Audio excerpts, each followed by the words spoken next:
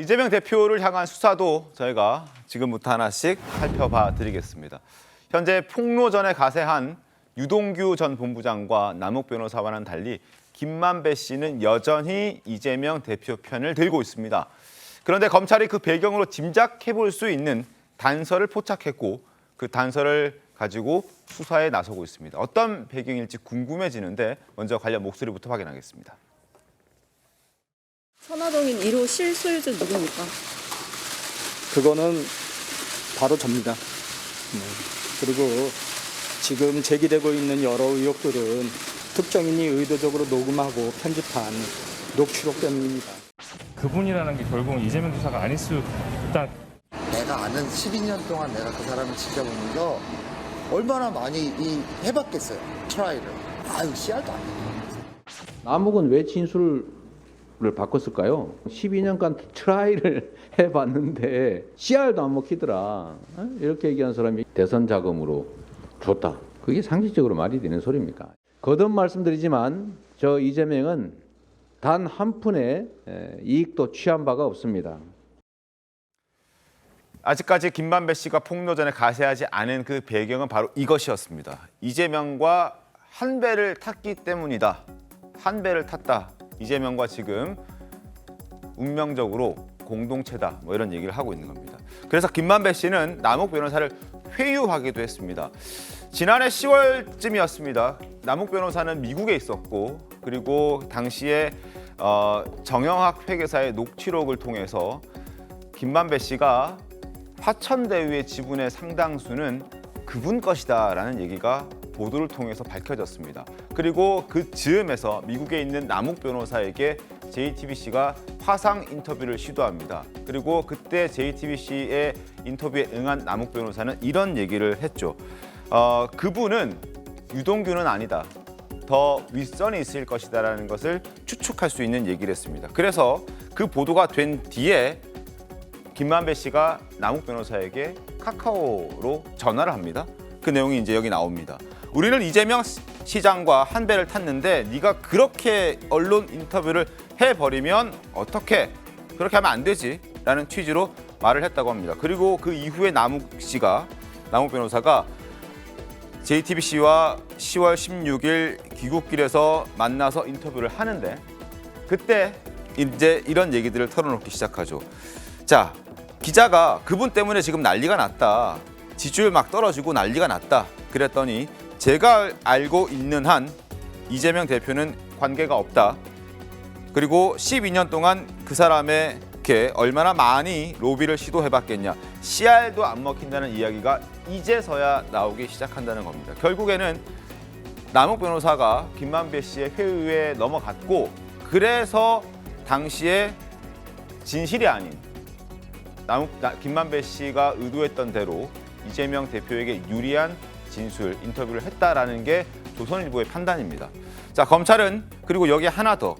김만배 씨가 남욱 씨를 회유하는 과정에서 이재명 대표의 최측근인 정진상 민주당 대표실 정무조정실장도 관여한 것이 아닌가라는 의심을 하고 있습니다. 왜냐? 유동규 씨가 지난해 9월 29일에 검찰의 압수수색을 받았는데 그 전날인 9월 28일에 지금 유동규 씨에게 김만배 씨의 연락처를 알아봐달라고 부탁했고 유동규는 남욱 등을 통해서 김만배 연락처를 확보한 후에 정진상에게 전달했다. 혹시 그때쯤 정진상 실장이 김만배 씨를 통해서 이러저러한 얘기들을 전달했고 그 김만배 씨가 그 얘기를 듣고 남욱 변호사가 했던 것 아니냐 뭐 이런 의심들이 검찰들은 하고 있는 겁니다.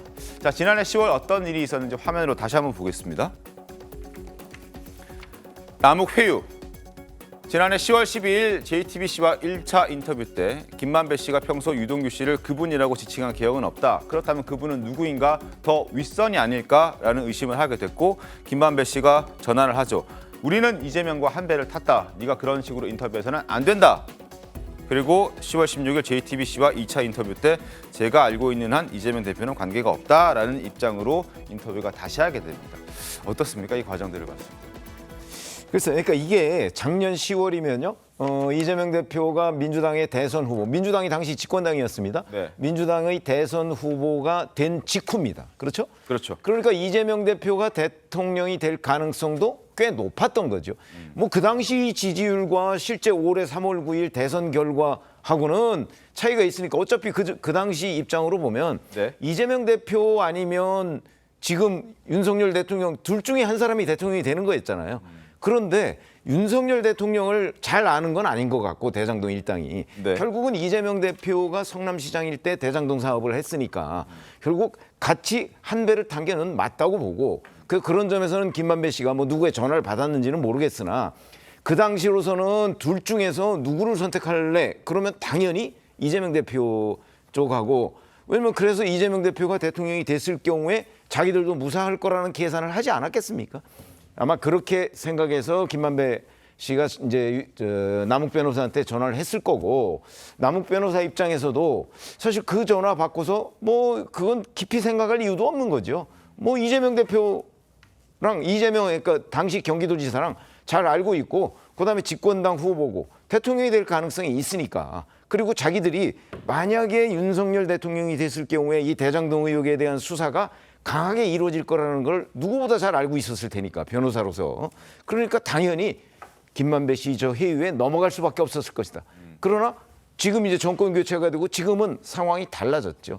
그래서 제가 보기에는 지금 얘기하는 남욱 변호사의 진술 이것이 오히려 진실에 가까울 가능성이 훨씬 높다 이렇게 보고 있습니다. 박성민 비서관님, 일단 이재명 대표가 사실 이 문제가 불거지고 이재명 대표에게 칼날이 향했을 때 이재명 대표가 했던 얘기가 바로 남욱 변호사의 얘기였습니다. 씨알도 안 먹히는 사람이 바로 나였다. 근데 무슨 정치 자금이니 뭐 이런 잘못을 했겠느냐라고 얘기했는데 그 말도 지금 이렇게 되면은 물론 뭐 남욱 변호사의 얘기가 다 맞다는 건 아니지만 이재명 대표의 주장도 약간 신뢰를 잃어가는 것 아닌가라는 생각이 좀 들거든요. 뭐 앵커께서 말씀하신 것처럼 물론 진술이기 때문에 그러니까 남욱 변호사의 일방적인 진술이기 때문에 이런 부분들을 뭐 다 믿을 수도 없고 다 신뢰하고 뭔가 증거 능력이 있다라고 인정하기 보기는 어려운 상황이죠. 네. 근데 사실 그 씨알도 안 먹힌다라는 말뿐만 아니라 그 이전에 그러니까 소위 말하는 지금 김만배 씨가 남욱을 회유했기 때문에 그 씨알도 안 먹힌다라는 얘기가 나왔느냐라고 본다면 저는 그거는 아직 단정할 수 없다라고 생각을 합니다. 왜냐하면 사실 최근에 남욱 변호사가 어떻게 보면 좀 폭로전을 이어가고 있는 상황인데 현재 상황에서도 사실 이재명 측에 대한 그러니까 이재명 대표의 측근들에 대한 뭐 비리의 문제라든지 그분들이 다 했다라고 이야기를 하는 부분은 있지만 지금 최근에까지도 이재명 대표가 직접적으로 뭔가를 지시했거나 이재명 대표의 주도적인 역할이 있었다라고 얘기하는 건 한 건도 없었거든요. 그렇기 때문에 회유를 통해서 뭐 저런 이야기를 했다라고 하더라도 그 이전에 그분이라는 것을 언급했을 때에도 뭐 이재명 대표를 직접적으로 이야기하거나 암시하는 내용이 없었기 때문에 사실 지금 상황에서는 뭐 회유의 정황이 있다라고는 하나 그것이 이재명 대표를 직접적으로 향할 만한 이야기가 된다고 보기는 어렵다고 생각합니다. 조금 더 지켜봐야겠다. 네. 이 내용은요 굉장히 중요한 내용이에요. 왜냐하면 지금 대장동과 관련해서 천화동인 1호가 누구 소유주냐가 따라서 이제 이재명 대표의 운명이 갈리는 거거든요. 그런데 지금 남욱 변호사가 그분이 마치 이재명 측이처럼 인터뷰를 했잖아요. 근데 김만배 씨가 미국에 있는 남욱 변호사에 전화를 하는 거예요. 그러면 천화동인 1호가 지금 김만배 거로 돼 있지 않습니까? 외관적으로는. 그러면 이렇게 얘기하는 게 맞죠. 야, 천화동인 1호는 내 건데 네. 왜 그분인 것처럼 얘기를 하느냐? 왜 거짓말을 하느냐? 이렇게 말을 하는 게 맞지 않습니까? 김만배 씨가 그렇죠. 그렇죠. 그런데 야 우리 이재명과 한 배 탔는데 그런 인터뷰를 하면 어떻게 하냐? 벌써 여기서 말이 좀 틀린 거예요. 그래서 결국은 이거에 대해서 회유를 받았는지 어쩐지 모르겠지만 남욱 씨가 와서 CR이 안 막힌다는 인터뷰를 하잖아요.